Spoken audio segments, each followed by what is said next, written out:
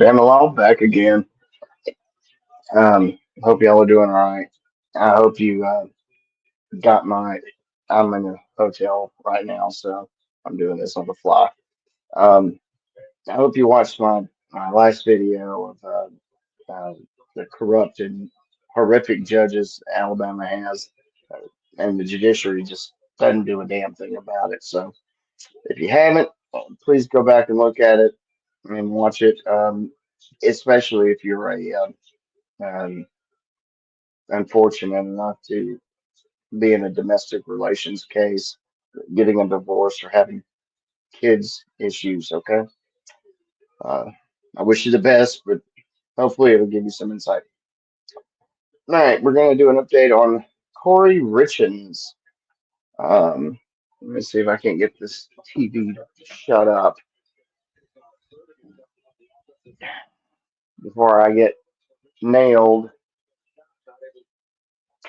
for copyright. Now there we go.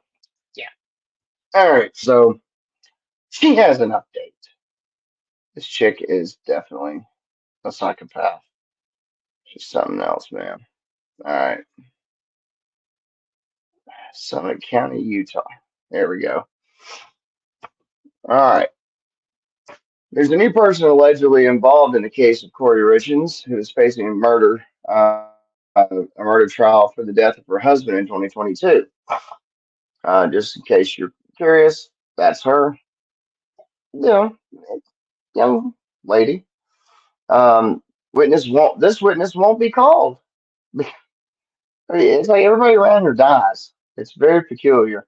But he died in a motorcycle accident just 2 months ago. So now we can get to the thing of, well, how do you get a witness in that's dead? If he made statements, especially under oath, there is some hearsay exceptions. If he had done it on his deathbed, there's some for that. He's a witness that's otherwise unavailable, so you might be able to get it in some ways. Unfortunately, it's going to be fought tooth and nail for it. Prosecutor charged Kouri Richards with aggravated murder for allegedly poisoning her husband with a drink. His autopsy showed fentanyl 5 times the lethal dose. Uh, and fentanyl is weird too in that it doesn't absorb like at all very well through the body orally. That's why they don't, as far as I know, other than the illegal pills coming in, and those will be in the milligrams, which yeah, technically, a milligram of fentanyl will kill a lot of people. But the body transdermally on a patch, you get, I believe it's at 80 or 90% bioavailability. Obviously, IV, it's 100% or whatever. Intranasally, I think you can get 60 to 80%. Orally, it's like 10%. It's very low. So, uh, she must have put a lot in there.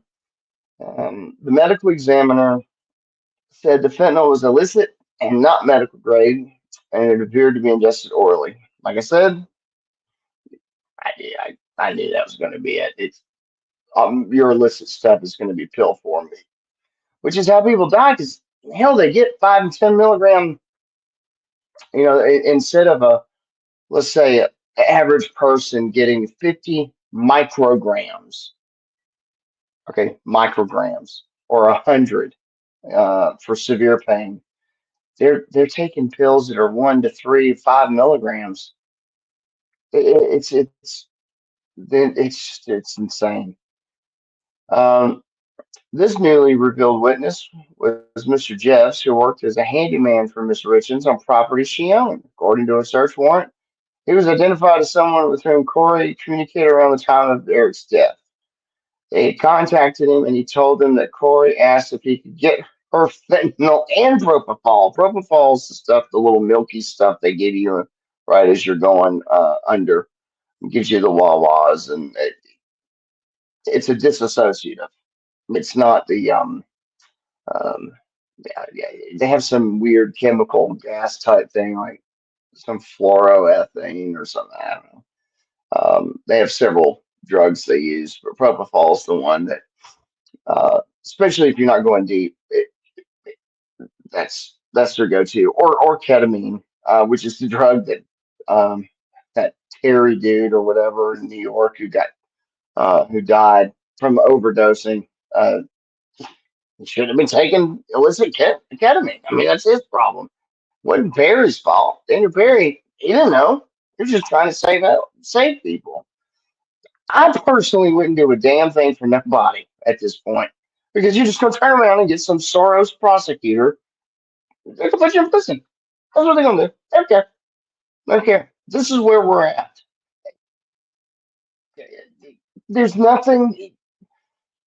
There's nothing to make us as a society to want to help. It's too dangerous. It's too dangerous. Okay? It, it, I don't recommend it. I'm not giving legal advice. Nothing I do in these videos is legal advice, so don't take it as such. Please go find you someone that's close or near you and, you know, actually get some legal advice. This is just conjecture and, bloviation, and we're talking about news events essentially. Um, but make sure you get a lawyer. Make sure you have someone that. But anyway, let's go on a little bit more here. Let's see if I can get. I can't. I'm still getting used to this StreamYard, man. This is. And the camera seems okay. I'm using my MacBook camera, so. Um, okay. Let's see. Police say Jeff showed them text messages that corroborated his count, and he died in a motorcycle accident September 30th. I wonder how that happened. Hmm.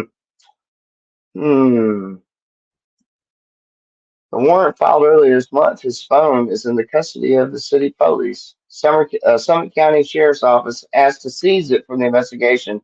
Documents do not state whether Jeff, provided her with any drugs, but other acquaintances were mentioned from whom she did allegedly purchase fentanyl.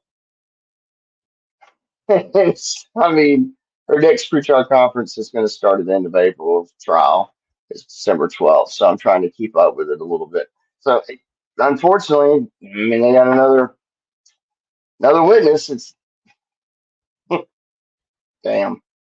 Makes me wonder if she doesn't have someone out there that can, reach out and touch someone. Literally him, or other people. This punk here. It's just, I'd love to kick him square right in the nuts. That guy's just a punk.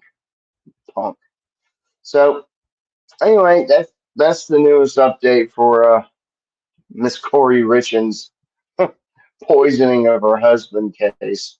Um, my guess is she's going to end up in prison. They've probably got enough to get her on it, just on that alone. All right, thanks. Please subscribe, like, etc. Um, please leave a comment. For whatever reason, Google loves it, so please do that. Thank you very much. All right, see y'all next time. Bye bye.